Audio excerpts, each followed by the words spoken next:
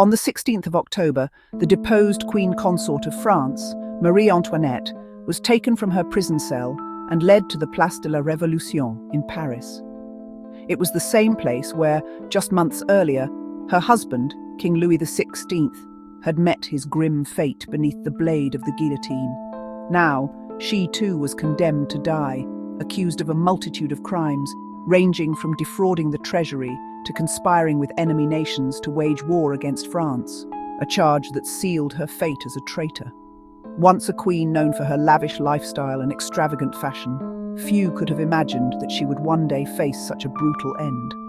Some had even hoped for a last-minute rescue, but there was none. Instead, she was placed in a wooden cart, jostling through the streets of Paris, the jeering crowd pressing in from all sides. A priest sat beside her in silence, offering quiet solace. Witnesses later claimed that she appeared to be in a trance, staring ahead as if resigned to the inevitable. The grandeur of Versailles was now just a distant memory, and with each turn of the wheels, she drew closer to the guillotine, the instrument of her execution. One of the most barbaric and shocking events in French history saw the former Queen of France, Marie Antoinette, a woman despised by much of the population, taken to her fate at the guillotine in the heart of Paris. Just like her husband, King Louis XVI before her, the slanted blade fell, severing her head clean from her body. However, what is less known is what became of her remains in the years and decades that followed her execution. In the minutes after her death, it was alleged that Madame Tussaud, the famed wax sculptor, created an eerie death mask of the former queen. Shortly after, her body was thrown unceremoniously into a roughly dug public grave with no marker, its location left unrecognized by history. The remains of Marie Antoinette lay undisturbed for years, buried among other victims of the Reign of Terror. However, years later, during the brief restoration of the monarchy, efforts were made to recover the bodies of the executed king and queen to give them a proper burial. In January 1815, gravediggers at the Madeleine Cemetery were ordered to search for the remains of Marie Antoinette and Louis XVI.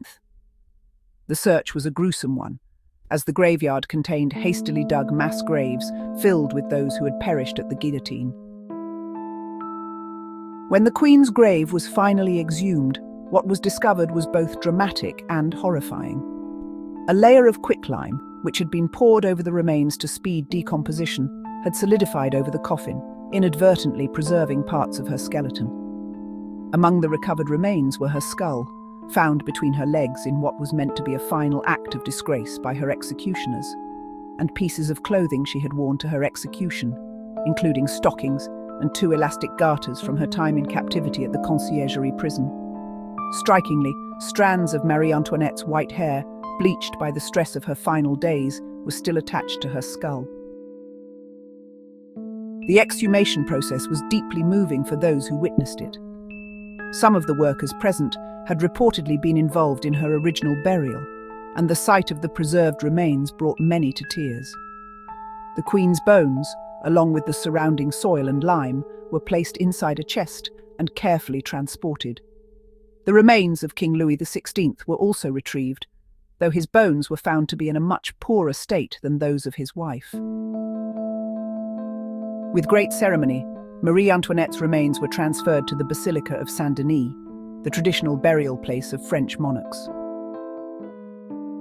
The final funeral was conducted with full honours, and both the king and queen were laid to rest among their royal ancestors. During the service, candles illuminated the procession as artillery salutes echoed in the distance, marking the end of their tragic saga.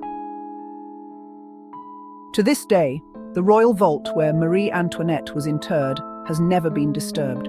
Her final resting place is marked by a simple black marble slab, a stark contrast to the grandeur of the palace she once inhabited. Though her legacy remains divisive, her fate was undoubtedly harrowing. Once a queen draped in luxury, she died humiliated and was buried in an unmarked grave before finally being restored to her place in history. Marie Antoinette's story remains one of the most chilling and tragic chapters in the annals of French history.